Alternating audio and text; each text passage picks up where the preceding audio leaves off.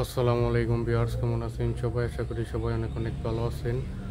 আপনারা অনেকেই বিদেশ থেকে ইসলামিক ব্যাংকের হেল্পলাইনে কল দিতে চান কিন্তু দিতে পারেন না। অনেক সময় সেলফিন অ্যাপসটি লগ আউট করে দেন অথবা ডিভাইস চেঞ্জ করে নতুন ডিভাইসে লগ ইন করতে চান কিন্তু লগ ইন করতে পারেন না। ডিভাইস চেঞ্জ করতে গেলেই আপনাদের ব্রাঞ্চে কল দিতে বলে অথবা নিয়ারেস্ট ব্রাঞ্চে যেয়ে এরপরে ডিভাইস চেঞ্জ করতে বলে, মানে ভেরিফিকেশন করতে বলে।